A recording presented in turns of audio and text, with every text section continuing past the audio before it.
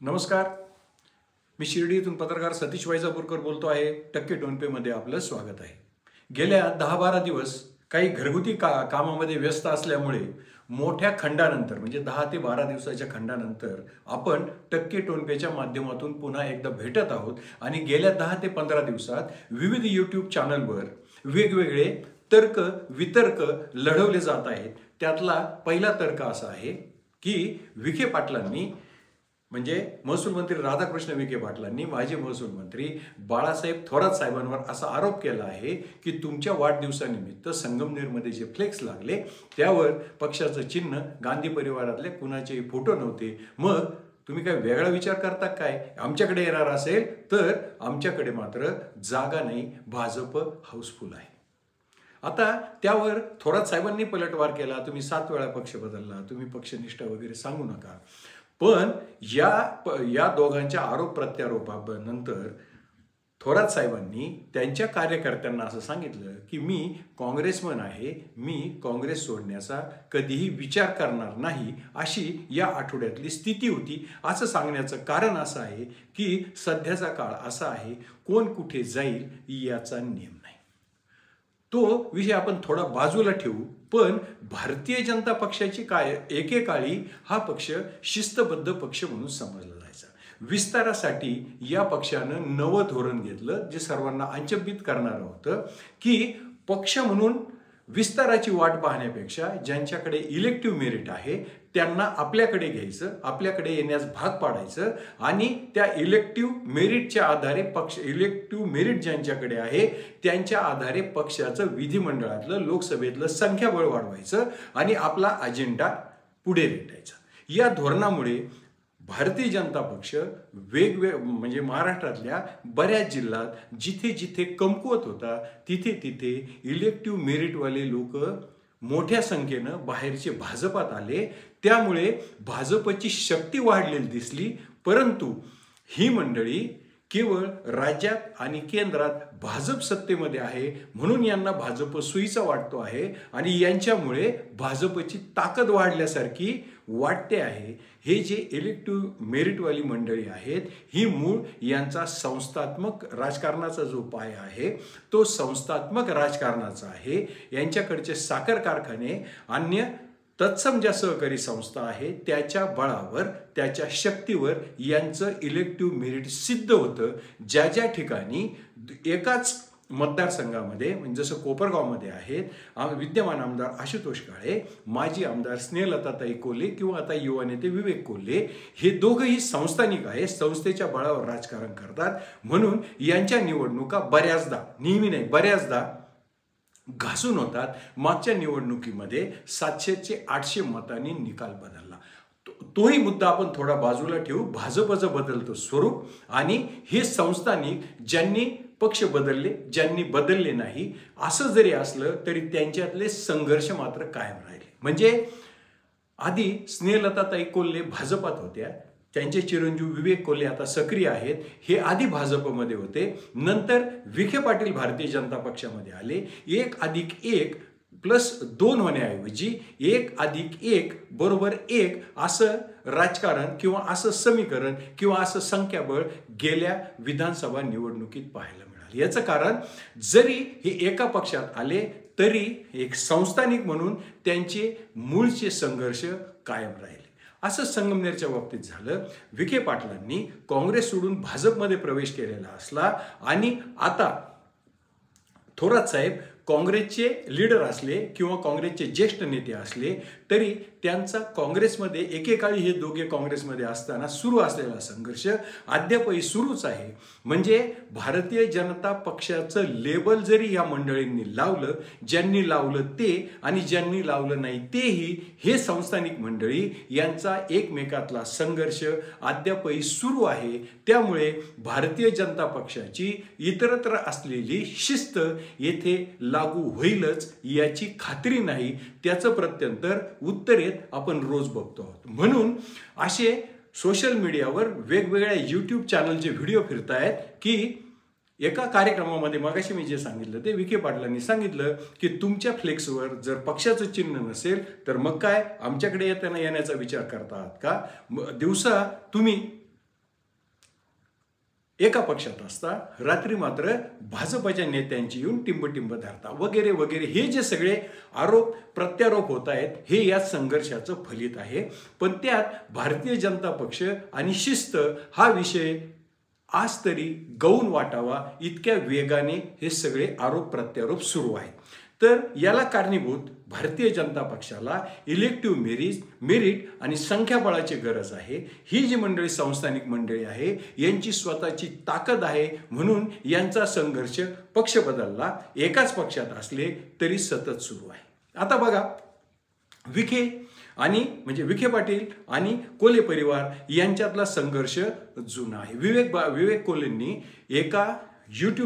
बऱ्याच युट्यूब चॅनलला मुलाखत देताना सांगितलं की जर मी भारतीय जनता पक्षात आहे, सत्ताधारी पक्षात आम्ही आहोत, पण सत्ताधारी पक्षात असलो तरी आम्हाला त्या सत्तेचा काही उपयोग नाही. मंत्री विखे पाटील आम्हाला त्रास देतात आणि पक्ष आम्हाला मदत करीत नाही. मात्र जर लोकांनी जसं आम्हाला पूर्वी सांगितलं गणेश कारखान्याची निवडणूक लढा, आम्ही ती लढलो, जो की गणेश कारखाना विखे पाटलांच्या मतदारसंघामध्ये आहे, आम्ही ते लढलो आणि जिंकलो. आता विधानसभेला जर आम्हाला लोक म्हणाले की उतरा, तर विधानसभेला सुद्धा आम्ही अंगावर गुलाल घेऊ, पण एक लक्षात ठेवा, गुलाल आमच्याच अंगावर असेल. याचा अर्थ त्यांनी स्पष्टपणे सांगितलं.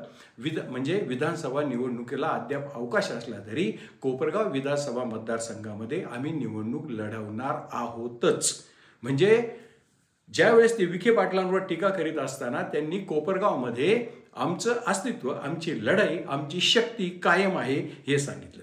आता थोरात साहेबांच्या दृष्टीने जर विचार केला तर आता ज्येष्ठवारीचा जर क्रम लावला तर अशोक चव्हाण नुकतेच भाजपवासी झाले. त्यामुळे सिनियरिटी जर काउंट करायची ठरली तर आता काँग्रेस पक्षात थोरात साहेब हे सर्वात सिनियर नेते, ज्या की त्यांना पक्षामध्ये आता पक्षांतर्गत प्रतिस्पर्धी राहिलेला नाही, कारण पृथ्वीराज चव्हाण हे दरबारी राजकारणी समजले जातात. त्यामुळे सिनियरिटी काउंट जर धरला तर थोरात साहेबांचं आज तरी काँग्रेस पक्षात बरं चाललं आहे आणि त्यांच्या कार्यकर्त्यांचा, तिथल्या पत्रकारांचा कानोसा घेतला असता त्यांनी खाजगी बैठकीत सुद्धा सांगितलं, मी काँग्रेसचा आहे, मी काँग्रेसचाच राहणार. पण एक गोष्ट आपण सहजपणे विसरतो, म्हणजे माझ्यासारखा माध्यम प्रतिनिधी असेल किंवा ज्यांना राजकारणात रस आहे असं जरी असलं तरी थोरात साहेबांचं राजकारण सुद्धा संस्थात्मक असल्यामुळे गेल्या विधान परिषद निवडणुकीमध्ये त्यांचे भाचे आमदार सत्यजित तांबे हे काँग्रेसच्या तिकिटावर सहज विजयी होणार असले तरी ते अपक्ष म्हणून उभे राहिले, अपक्ष म्हणून विधान परिषदेत गेले. राजकीय निरीक्षक असं म्हणतात की ते सत्ताधारी आणि म्हणजे सत्ताधारी आणि विरोधक याच्यामधलं जे बफर स्टेट आहे किंवा शॉक ऑब्झर्वर आहे याचं ते काम करू शकतात. याचं कारण असलं की ते अपक्ष असल्यामुळे त्यांना भाजपचे शक्तिमान नेते देवेंद्रजी फडणवीस यांच्याकडे जायला कुठलीही अडचण राहिलेली नाही. एका अर्थाने मामांच्या जे साम्राज्य आहे त्याचं सत्ताधारी पक्षापासून त्याला एका प्रकारे एक दूत म्हणून सत्यजित तांबे हे काम करू शकतात. ते अपक्ष उभे राहिले, अपक्ष म्हणून विजयी झाले. यामध्ये हे सगळं काही आलं आहे, कारण या सगळ्या राजकारणाचा शेवटी केंद्रबिंदू असतो संस्थात्मक राजकारण.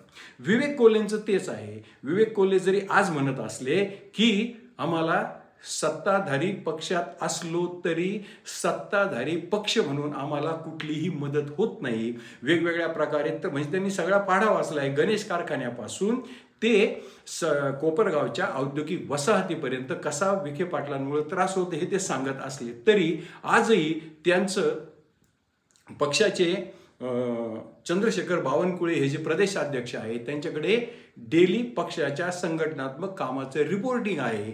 ते आणि माझे आमदार स्नेहलताताई कोल्हे हे पक्षाच्या कामात आजही व्यग्र आहेत आणि ज्या काँग्रेस पक्षाचं घर रिकामं होत आहे, ज्या पक्षातून लोक बाहेर पडत आहेत त्या पक्षात ते प्रवेश करण्याची सुतराम शक्यता आज तरी वाटत नाही. लोकसभा निवडणुकीमध्ये आपकी बार 400 पार अशी घोषणा होत असताना भारतीय जनता पक्षाकडून ते सहजासहजी संस्थात्मक राजकारणाचा जिथे पाया त्यांचा आहे ते काँग्रेसमध्ये जातील याची आज तरी शक्यता वाटत नाही. अर्थात राजकारणात कधी काय होईल हे सांगता येत नाही. असं असलं तरी लोकसभेनंतर जसं एकदा भाजप आणि शिवसेना, पूर्वीची शिवसेना आणि काँग्रेस आणि राष्ट्रवादी काँग्रेस हे एकमेकांच्या विरोधात लढले होते आणि विरोधात लढून नंतर एकमेकाच्या संख्याबळानुसार आपण परत युती करू असं दोन्ही काँग्रेस आणि भाजप शिवसेनेमध्ये ठरलं होतं.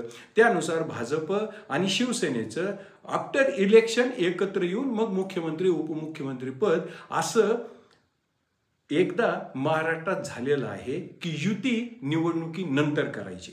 तसा जर झालं तर मग विवेक कोल्हेंना विद्यमान आमदार आशुतोष दादा काळे, जे की मागच्या निवडणुकीमध्ये 700-800 मताच्या फरकाने तिथे निकाल बदलला होता, त्यांना एकमेकांच्या विरोधात मैत्रीपूर्ण लढती करणं शक्य होईल. नाहीतर अपक्षांचा पर्याय जसा सत्यजित तांबेंनी स्वीकारला तो स्वीकारायला सुद्धा तो पर्याय सुद्धा विवेक कोल्हेंसमोर आजही आहे, उद्याही असणार आहे.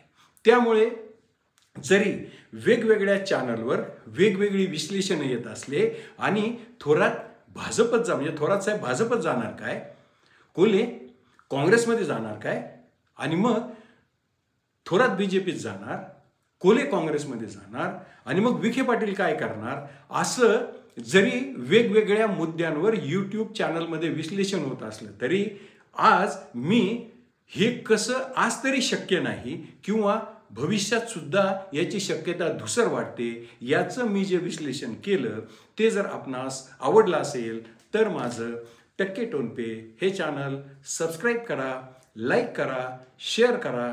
जय हिंद, जय महाराष्ट्र.